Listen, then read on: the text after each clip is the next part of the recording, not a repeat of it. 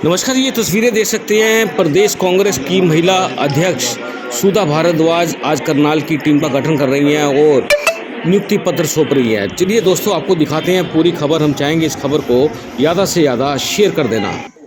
नमस्कार, मैं हूं विकास सुखीजा। आप देख रहे हैं अब तक टाइम। दोस्तों, आपको बता दें, आज खास तौर पर हरियाणा प्रदेश कांग्रेस महिला की अध्यक्ष यहाँ पहुंची हैं और करनाल की जो जिला महिला अध्यक्ष बनाई गई हैं उनके साथ करनाल की टीम का विस्तार किया जाएगा और इस दौरान पत्रकारों से खास बातचीत की है। चलिए सुनवाते हैं पत्रकारों से किन किन मुद्दों पर लेकर चर्चा हुई है। हम चाहेंगे इस खबर को ज़्यादा से ज़्यादा शेयर कर देना। देखिए, आज हमारा यहाँ पर संगठन का विस्तार हो रहा है। नवजोत कश्यप जी जो हमारी यहाँ से जिला अध्यक्ष हैं, उनके नीचे जो कार्यकारिणी है जिला अध्यक्ष के नीचे की कार्यकारिणी और ब्लॉक अध्यक्ष, वो नियुक्त किए जा रहे हैं और आज हम उनको नियुक्ति पत्र देंगे और आज का हमारा यही एजेंडा रहेगा। संगठन की संगठन देखिए, हमारा पूरा स्टेट लेवल पर, जिला स्तर पर हर जगह पूरा तैयार है और हम 2024 के चुनाव के लिए बिल्कुल तैयारी में है और इस बार पूरे बहुमत से कांग्रेस की सरकार आएगी। जो आपस में ही गुटबाजी चल रही है उसको लेकर देखिए, वो गुटबाजी का ऐसा नहीं होता, हर परिवार में होती है, नोकझोंक हर परिवार में होती रहती है। ये एक परिवार है और हमारा कांग्रेस में जो है लोकतंत्र प्रणाली अपनाई जाती है। हर एक को बोलने का अधिकार है, किसी को दबाया नहीं जाता। जो भी है अपने मन की बात बोल सकता है। आप देखते हैं कि हर एक परिवार में अगर 5 बच्चे हैं तो वो भी आपस में लड़ते हैं, लेकिन परिवार एक ही होता है और एक ही नेतृत्व के नीचे हम लोग काम कर रहे हैं।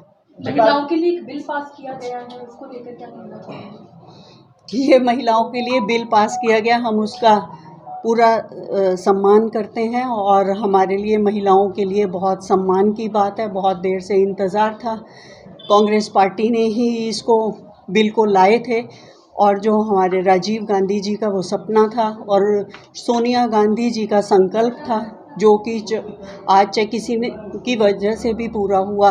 उस समय हम कांग्रेस पार्टी में जब सत्ता में थे तो पूरा नहीं कर पाए क्योंकि लोकसभा में हमारा जो था बहुमत नहीं था, लेकिन अब बहुमत है और इस वजह से ये पास है। राज्यसभा में तो पहले भी पास हो गया था। 14 सीटें थी उस समय, जब आप जी बहुमत की बात कर रहे हैं जी उस समय कांग्रेस का फुल बहुमत था। जी नहीं, उस समय ये ही लोग थे जो अपोज कर रहे थे इस चीज़ को और नहीं होने दे रहे थे। हम फिर भी खुश हैं कि भी महिलाओं के लिए सोचा गया और ये बिल आया, लेकिन ये बिल एक सिर्फ झुंझुना है।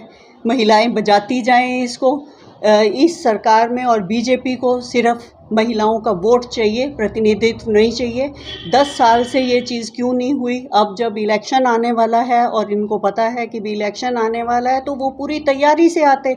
जनगणना करवानी थी तो पहले जनगणना हो चुकी होनी थी।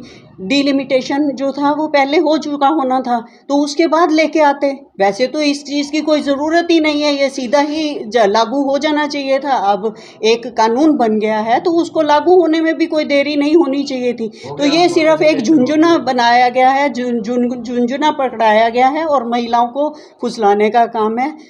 लेकिन ये कानून बन गया, हम इसका स्वागत करते हैं। नहीं, ये कानून सिर्फ पॉलिटिक्स के लिए बना है कि आम नौकरी वगैरह में भी ये काम आएगा महिलाओं? नहीं, अभी ये सिर्फ पॉलिटिक्स में है कि 33% की जो भागीदारी है लोकसभा और विधानसभा में दी जाएगी महिलाओं को। मैडम, क्या कहना चाहेंगे? राहुल गांधी जी हर रोज एक नई एक्टिविटी करते हुए नजर आते हैं। लोगों का कहना है कि राजनीति नज़दीक आ रही है। आज तक कभी फील्ड में नहीं गए, लेकिन जैसे ही चुनाव नज़दीक आते हैं नए पैंतरे अपनाना शुरू कर देते हैं। आप देख रहे हैं कि भाई अभी चुनाव तो अब आएंगे या और होगा, तो भारत जोड़ो यात्रा जो उन्होंने की है, भारत जोड़ो यात्रा पहले की उन्होंने और सभी लोगों को जोड़ा और सभी लोगों की समस्याओं को सुना। तो ये तो कोई भी कुछ भी बोल दे कर दे, तो ये एक बोलने की बातें हैं।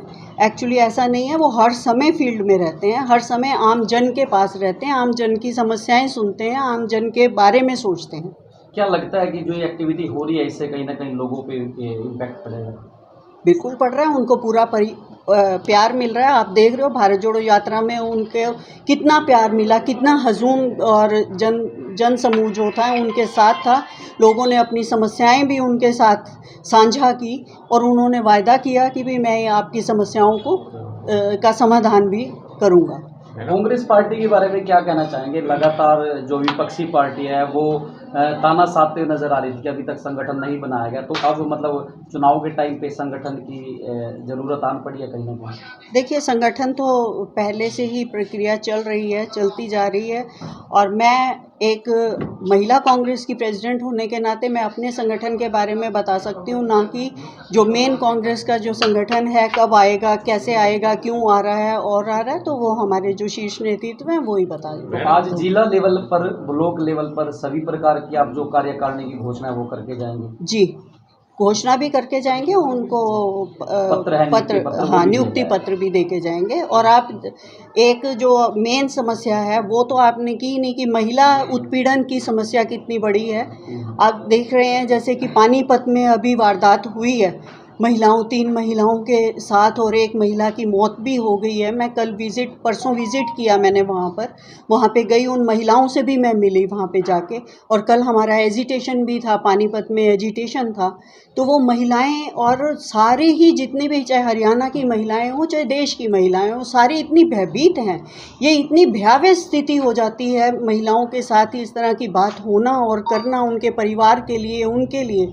मैं जब मिलने गई, छोटे छोटे बच्चे थे उनके हाथ में, गोदी में थे, 1.5 साल का, 2 साल का, 5 साल तक के बच्चे थे, 5 बच्चे थे उनके पास उस समय। और वो बच्चे इतने डरे हुए हैं कि अपनी माँ को छोड़ने को बिल्कुल तैयार नहीं हैं, उनको उससे चिपके हुए हैं। और हमने उन महिलाओं से भी बात की और वो इतनी परेशान है और वहाँ पे उनको रखा गया है घर में, एक घर में वो रह रही हैं, छुपा के उनको रखा गया है, नहीं मिलने दिया जा रहा किसी को और नहीं किया जा रहा। लेकिन हम जैसे भी करके उनको मिल के आए, उनसे बात करके आए। मैं कल वहाँ पे पानीपत एजिटेशन भी किया। तो ये क्या हो रहा है हरियाणा में, आए दिन ऐसी वारदात हो रही है और हरियाणा महिला उत्पीड़न में 3रे नंबर पर है। तो ये सरकार क्या कर रही है? कहाँ बेटी बचाओ बेटी पढ़ाओ के नारे सार्थक हो रहे हैं? ये कह रहे हैं जो हमने ठाना वो हमने किया। इन्होंने तो ठाना था बेटी बचाओ बेटी पढ़ाओ, तो वो कहाँ नारा है? संदीप सिंह का मामला ले लीजिए, उस मामले में हमने प्रेस कॉन्फ्रेंस 2 बार प्रेस कॉन्फ्रेंस कर चुके, एजिटेशंस कर चुके और हमारे जो शीर्ष नेतृत्व हैं वो विधानसभा में भी ये मुद्दा उठाते हैं। और बड़ी बेशर्मी से हमारे मुख्यमंत्री जी कहते हैं नहीं लूँगा इस्तीफ़ा, नहीं लूँगा, नहीं लूँगा। तो ये सब उसी का नतीजा है, जब मुख्यमंत्री जी हमारे उनको संरक्षण देंगे, जो महिलाओं के साथ बदसलूकी करते हैं, जो आरोपी हैं, उनको संरक्षण मिलेगा तो ये मुद्दे और बढ़ेंगे।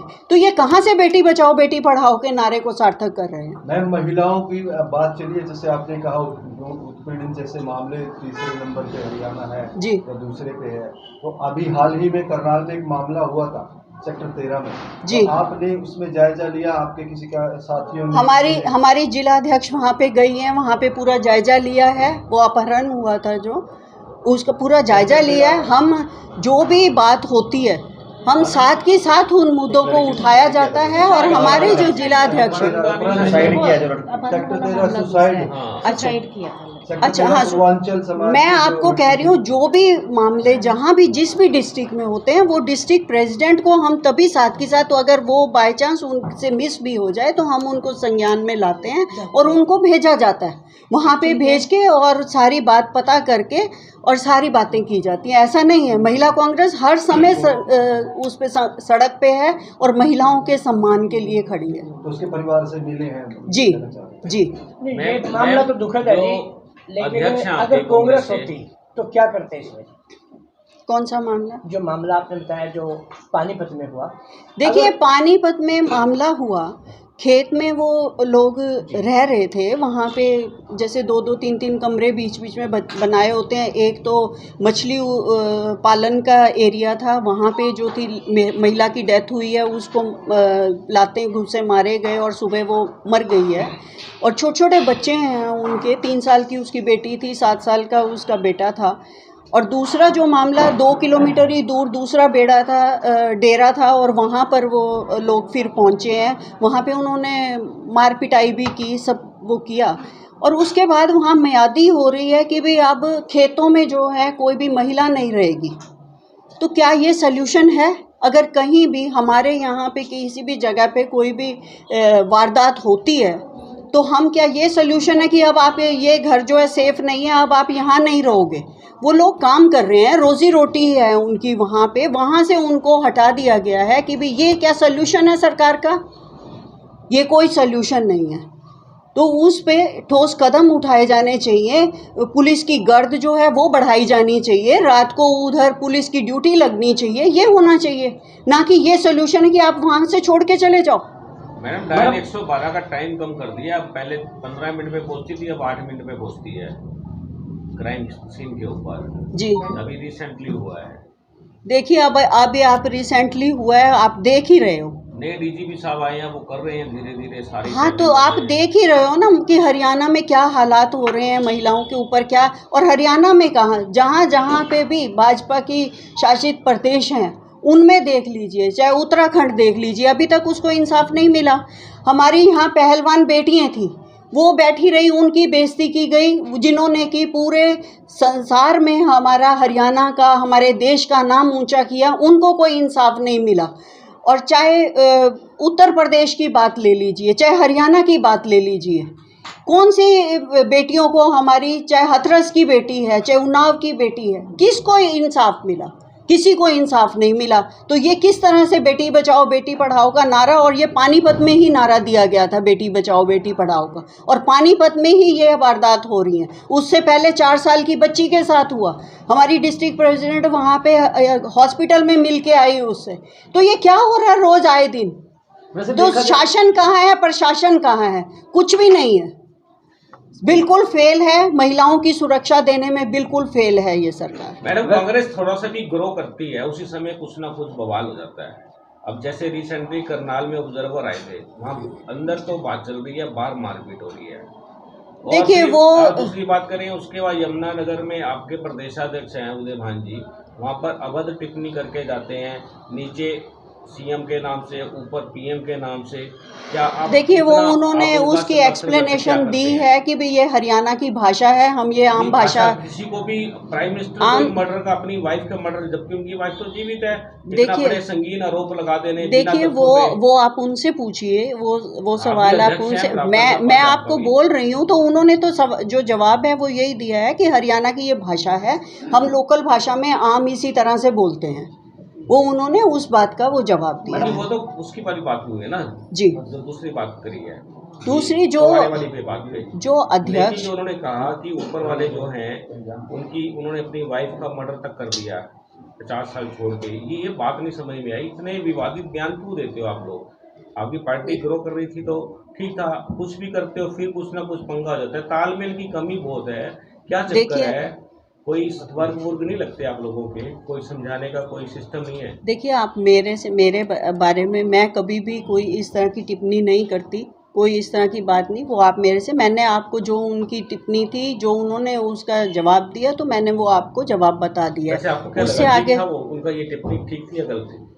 देखिए वो कह रहे हैं कि हमारी भाषा ऐसी है, जैसे आपको पता है कि खड़ी भाषा है, हरियाणा की खड़ी भाषा है, और कई चीज़ें इस तरह की भाषा उसमें बोली जाती हैं, करी जाती हैं। तो करनाल जो है थोड़ा सोफिस्टिकेटेड एरिया है, और उधर के जो एरिया हैं वो थोड़ा अलग भाषा का फ़र्क पड़ जाता है, तो उसका फ़र्क पड़ता है। ये मैडम महिलाओं की कहीं ना कहीं बात हो रही थी, अगर देखा जाए तो जो देश की राष्ट्रपति है वो भी महिला ही है, तो वो भी बीजेपी सरकार में अगर देखा जाए, एक मैं कहूँ तो आदिवासी महिला को जो राष्ट्रपति बनाया गया वो कहीं ना कहीं बेटर नहीं। देखिए कांग्रेस ने भी प्रतिभा पाटिल जी को राष्ट्रपति बनाया था, उन्होंने भी राष्ट्रपति बनाया था, लेकिन अगर आप देखें कि महिला आरक्षण बिल में उनको बीच में शामिल ही नहीं किया गया, उनको बुलाया ही नहीं गया वहाँ पे।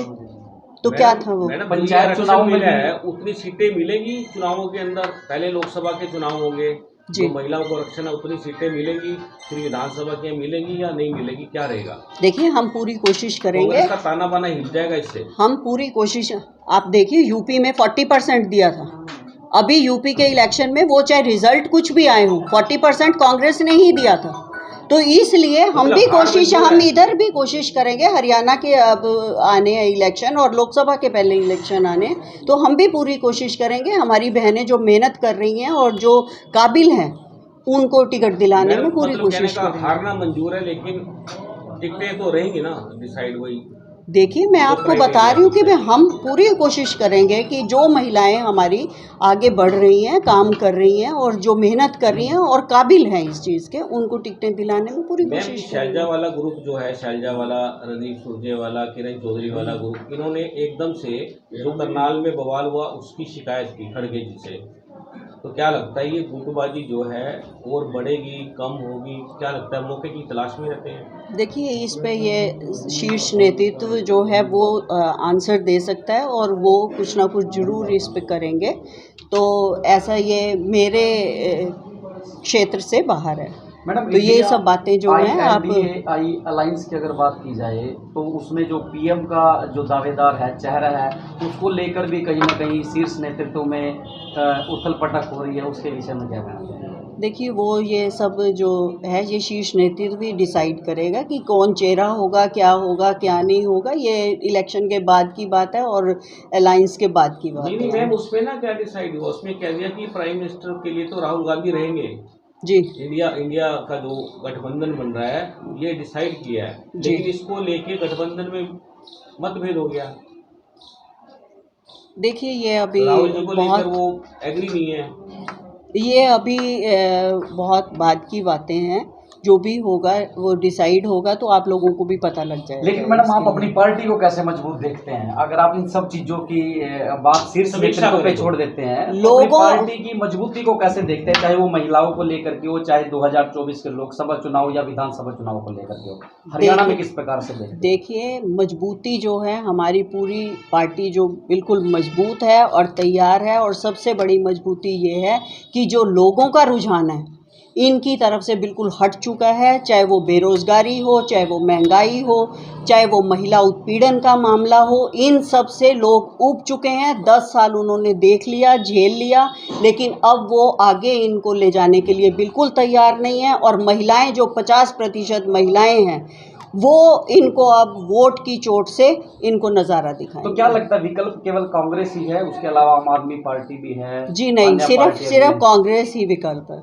तो आज कौन कौन कार्यकर्ता शामिल होने वाले, कौन कौन है वो कार्यकर्ता? देखिए, हमारे कार्यकर्ता अभी मैं मिली नहीं हूँ, मैं मिल लूँ कि कौन कौन से कार्यकर्ता हमारे नवजोत कश्यप जी हैं और उसके आगे जो हमारे बनाई है, क्या कहना चाहोगे आप? सबसे पहले मैं तो अपने शीर्ष नेतृत्व का और अपनी महिला कांग्रेस प्रदेश अध्यक्ष जी का बहुत बहुत धन्यवाद करना चाहूँगी कि उन्होंने मुझे महिला जिला कांग्रेस की जिलाध्यक्ष बनाया है। और आज हम अपने संगठन का विस्तार कर रहे हैं, तो इसी कड़ी के तहत हम बहुत सी और महिलाओं को संगठन में ब्लॉक अध्यक्ष और वाइस प्रेसिडेंट, जनरल सेक्रेटरी वगैरह के पद देंगे, ब्लॉक प्रेसिडेंट सबके पद देंगे। तो क्या लगता है मैडम, जो संगठन का आज विस्तार होगा उससे कहीं ना कहीं बेनिफिट होगा? बिल्कुल। अभी जो समय चल रहा है ना वो घर घर कांग्रेस का है और घर घर सबसे ज़्यादा कौन रहता है? महिलाओं के अंदर अगर कांग्रेस की विचारधारा आ रही है, महिलाएं कांग्रेस के उसमें भाग ले रही हैं बढ़ चढ़ कर, तो निश्चित रूप से हम कांग्रेस को मजबूत देख रहे हैं। तो क्या विपक्ष का मुंह भी बंद हो जाएगा जो लगातार बोलते नजर आते हैं कांग्रेस का संगठन नहीं है, संगठन नहीं है? संगठन कहाँ नहीं है? आप ये देखिए, प्रदेश में हर तरह का संगठन है। जो है अपना महिला कांग्रेस का संगठन है, अपना कांग्रेस सेवा दल का संगठन है। धीरे धीरे सारे संगठन बन रहे हैं और सारे संगठन मिलकर काम भी कर रहे हैं, तो विपक्ष का मुंह बंद होगा। धन्यवाद मैडम।